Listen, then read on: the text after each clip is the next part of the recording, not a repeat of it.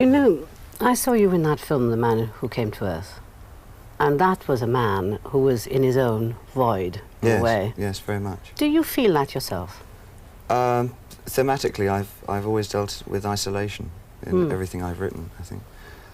So it's something that triggers me off. It always makes me interested in a new project if it has anything to do with alienation or isolation. Do you feel isolated, though? Not really, but I can quite imagine how it must feel to be isolated. So I have often put myself in circumstances and in positions where I am isolated just so that I can write about it. You know, in a way, I've sort of been thinking quite a lot about you and often seen you anyway, right? Is this smoke bothering you? No, it's not at all. It's going to make you feel that mysterious allure that you talked about. I think that it's not at all mystifying why you change your appearance as often as you do, to my view, by the way, because I think you've used yourself as a canvas. Yes, very much so. Is that right? Yes, very much so. I never wanted to appear as myself on stage, ever, at any time, until recently, I think. So as I did write in character form, I wanted to produce those characters on stage, which is something I feel I did quite successfully at the time. That was simply an exercise of projecting something else. Like you say, for instance, you would be presenting a picture to Well, I wanted to use rock and roll in some way or other, and I got tired of the sort of the lie of the rock performer is exactly the same on stage as he is off stage, which in most cases isn't true at all. But so I thought, well, take it a stage further and completely separate the personalities, the person behind it all who's writing it and creating it, and the one up front that does the interviews and does the shows, and so I created the characters and put them on stage, and then I would take them further and put them into interviews, and I would only do interviews as the character. Were you hiding yourself from us? Partly, but I was enjoying it very much. I mean, I like the idea of taking it to that sort of surreal stage. Is that sort of, again, to carry on with it, right? Because you went to art school before you did anything else, didn't you? Yes. Yes? As we all did. Everybody in rock and roll went to art school. Right. And you paint now? Yes.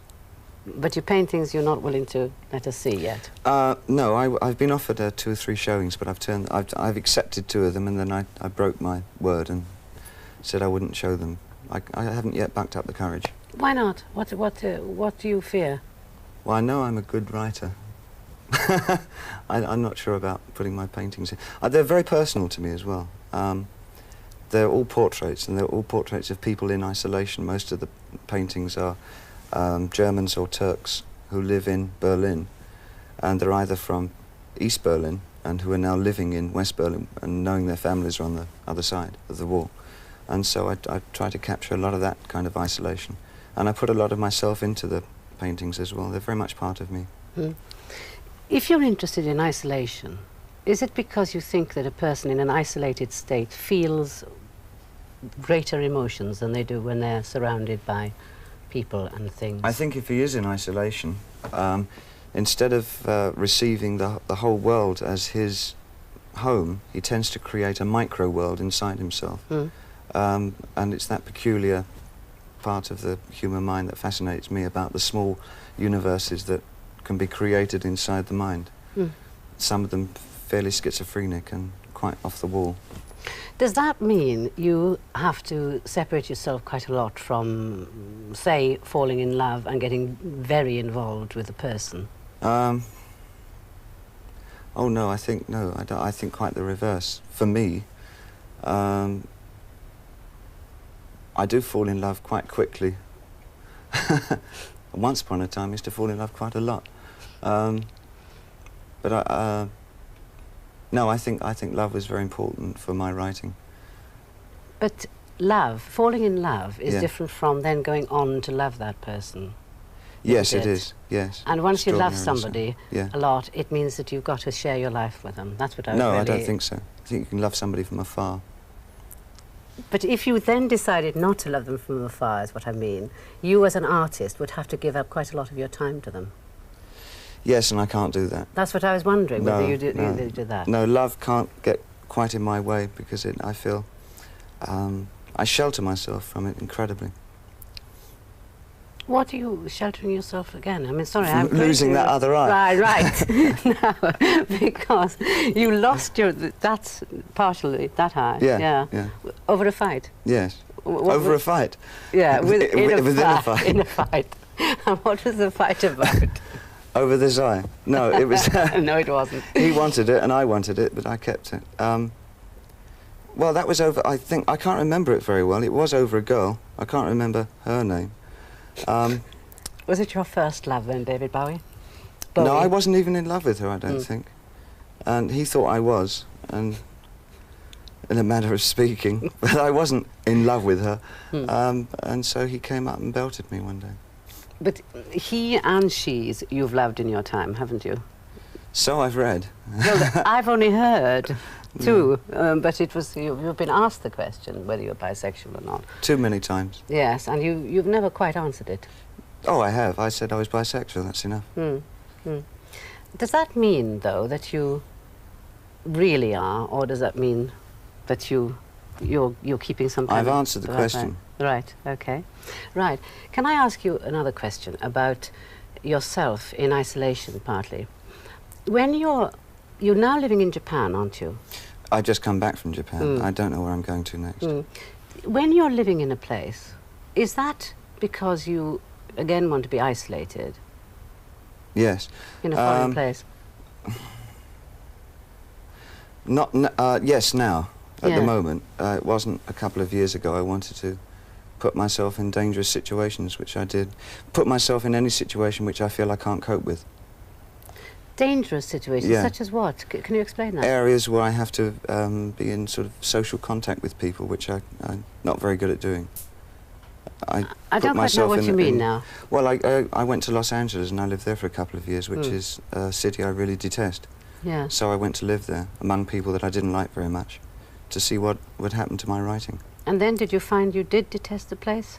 Oh, quite twice as much as when I went there. Well, what did you think you were going to detest about it before you got there? And Everything it then found represented. Such as what? I mean, do you dislike America?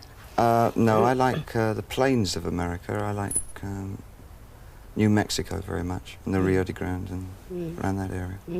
But I don't like American cities too much. I like the real cities like Chicago and Detroit. I can't quite see what the difference between Los Angeles Well, would it's be sort of a and- callus. It's sort of a blister on the backside of humanity, really. Whereas Detroit has real people energetically trying to survive, but in Los Angeles it's fabrication. In real life, where I deal with fabrication in public, but my real life is not at all fabricated. You know, you said you do want to be in situations which you're frightened of, right? Yes. But how easy is it for you to mix, generally speaking, with people? Because surely you're so famous that people would recognize you straight away, and therefore... No, they don't at all. Really? No, I have no problem with that, really. But then, perhaps, is that because you do go deliberately to a new place? Yes. Yes. That's why I went to Berlin when I left America. I wanted to have another kind of friction, and so I went to Berlin, and I found the friction I wanted. What was that? People living under the impression that everything might collapse very quickly, and people are very serious there and don't care too much for flippancy. It's a very tight life there, surrounded by a wall with machine guns, which is ever coming in on you. The more you live there, the longer you live there, the more it comes in, and the wall by the end feels as though it's right around the apartment or house that you're staying in. When you lived in Germany, did you get involved with people there? I mean, writers and artists? Yes, some of the new wave bands and some of the serious writers there. I quite enjoy them very much. But most of the time I spent on my own. When you went to Japan, which is Yeah. where you are now, right? Yeah. What was the... why there next? Well, when I first started trying to bring pantomime into rock and roll, my other influence at the time, apart from German expressionism, was kabuki theatre. So and from kabuki I then got interested in the cultural, religious aspects of Japan. What do you find? And the balance between the heritage of Japan and the modern world that they have and how they balance it, which is very precarious to say the least. There's a friction there as well. When you go to a place, I'm not a very good traveller myself. I resist it because if I can't speak the language, I don't feel I'm going to be able to communicate and so forth, and it sort of frightens me. When you go, what's the kind of first thing you get to know about a place in order to make you start to feel a little as if you belong to it? Cafes and bars, I think, and where to buy food. Yeah, right. You paint, and what painter do you think has influenced you? Eric Heckel. You've described yourself as a writer. Yes. What writers have influenced you? William Burroughs.